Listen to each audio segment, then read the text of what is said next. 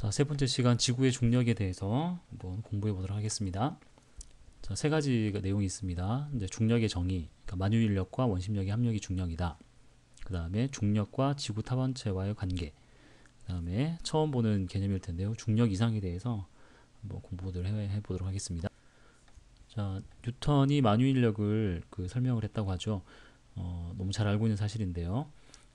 약간 뭐 수업 교과서에 나오는 얘기는 아니긴 하지만 시간이 되면 뉴턴에 관련된 책을 한번 읽어보세요.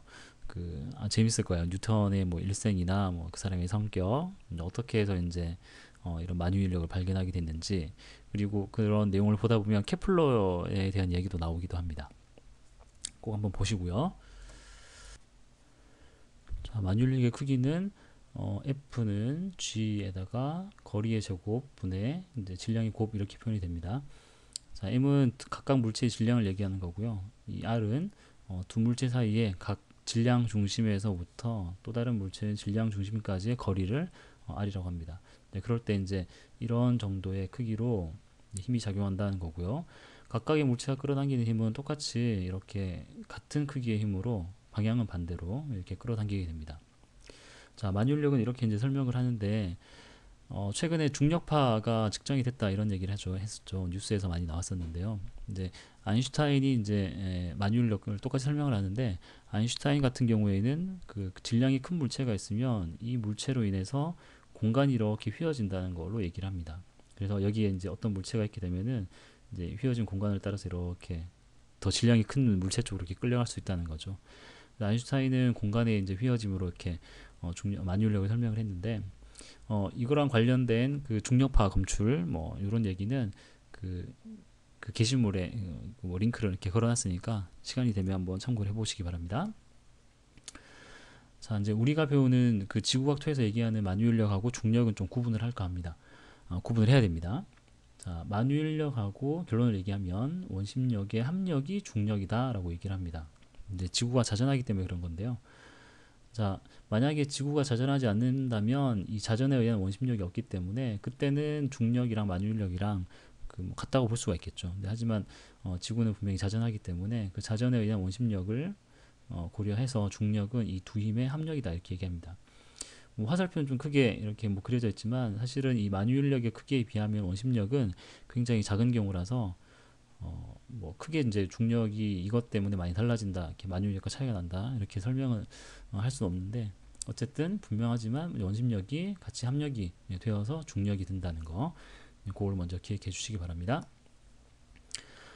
자, 그러면 중력을 이루는 두 힘인 만유인력과 원심력에 대해서 먼저 보시면, 자, 만유인력은 아까도 얘기했지만 두 물체 사이의 거리, 그 다음에 질량의 곱, 여기에 비례한다고 했죠. 자, 그러면 예를 들어 이제 북극에 있는 물체가 있고 적도에 있는 물체가 있다고 합시다. 그러면 이 물체의 질량 중심하고 지구의 질량 중심 사이의 거리가 바로 R이 될 것이고, 얘도 마찬가지입니다. 얘의 질량 중심하고 지구의 중심 사이의 거리를 이렇게 R이라고 하면 되겠죠.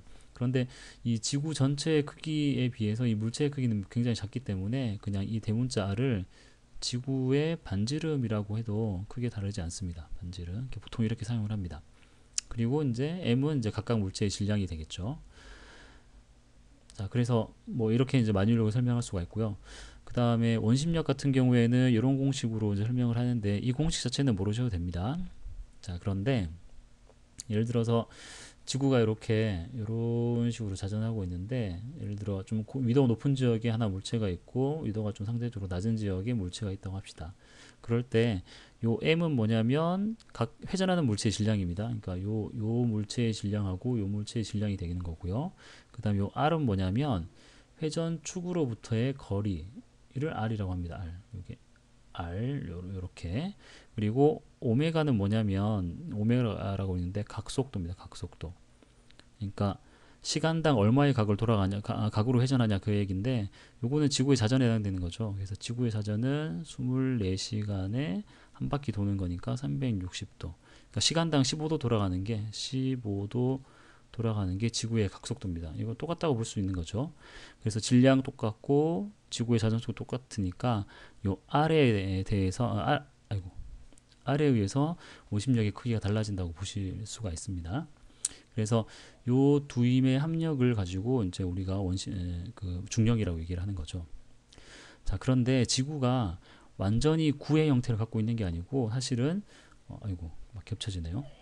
자, 이게 여기가 지구의 중심인데 이 극쪽으로의 지름이 요 길이가 되고요. 숫자는 외우시지 않아도 되고요. 그 다음에 적도 쪽의 반지름이 요렇게 이렇게 됩니다.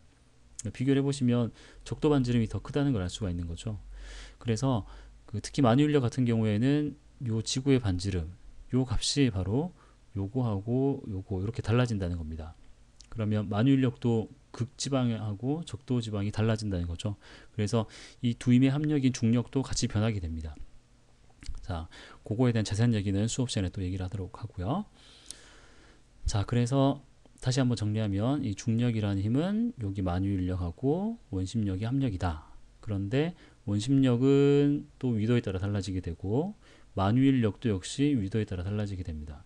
그에 따라서 이 두 힘의 합력인 중력도 위도에 따라서 달라지게 됩니다. 그래서 이 그래프 힘의 크기가 위도별로 어떤 식으로 달라지는지도 한번 생각해 보시기 바랍니다.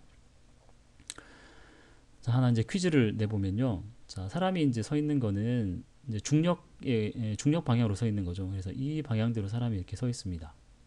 자, 그런데 이제 가정을 하는 거죠. 만약에 지구의 자전이 지금보다 느려지게 되면 이 사람이 서 있는 방향이 어떻게 달라질까요? 어느 쪽으로 달라질까요? 그죠? 그래서 이 자전의 변화에 의한 힘의 변화를 생각해보고 결론적으로 중력이 어떻게 달라진다는 걸 고려해보면 이 사람이 어떻게 서 있는 방향이 달라질 것인지도 판단할 수 있을 거라고 생각합니다. 자, 뭐 고민해 보시고요. 자, 26페이지에 나온 내용인데요. 이제 간단한 방법으로 지구의 중력, 뭐 다르게는 중력 가속도라고 표현합니다. 그러니까 이 중력을 측정하는 방법이 있습니다. 이제 다음 시간 정도에 우리가 실험을 하면서 같이 해볼 텐데요. 그러니까 진자가 이렇게 있는데 진자가 왕복 운동을 하게 되죠. 중력 때문에. 그래서 요때 한번 왔다 갔다 제자리로 오는데 걸리는 시간을 진자의 진동 주기라고 하고요.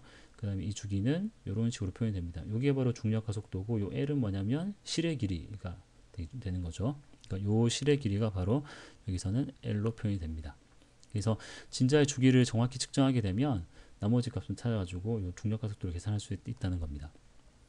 뭐 또 다른 방법은 그 용수철 저울에 이제 달려 있는 그러니까 용수철에 달려 있는 이 추, 그러니까 이 추가 결국은 이제 중력을 받아서 이제 밑으로 힘을 받게 되는데 중력이 커지면 좀 많이 들어갈 것이고 작으면 좀 덜 늘어나겠죠. 그래서 그런 길이의 변화를 가지고 중력을 측정할 수 있는 방법도 있습니다. 자, 이거는 처음 보는 개념인데요. 중력 이상이라고 하는 개념입니다. 자, 여기에 보면은 실제 중력에다가 표준 중력을 뺀다라고 되어 있죠. 자, 먼저 표준 중력은 지구 내부를 완전히 밀도가 이제 균일하다라고 가정했을 때, 그리고 타원체인 걸 그대로 가정하고 그런 상태에서 계산된 중력이라고 보시면 됩니다. 그래서 어떤 지역의 위도를 알고 있으면 그 표준 중력을 계산할 수가 있습니다. 자, 그게 이제 표준 중력이고요. 실제 중력은 말 그대로 중력을 측정한 겁니다. 그런데 실제로 중력을 측정해 보면 그 지역 아래쪽에 있는 물체의 밀도, 땅의 밀도가 되겠죠. 그 다음에 내가 중력을 측정할 때 그 고도, 이런 거에 의해서 이제 그 중력이 좀 미세하지만 달라지게 됩니다.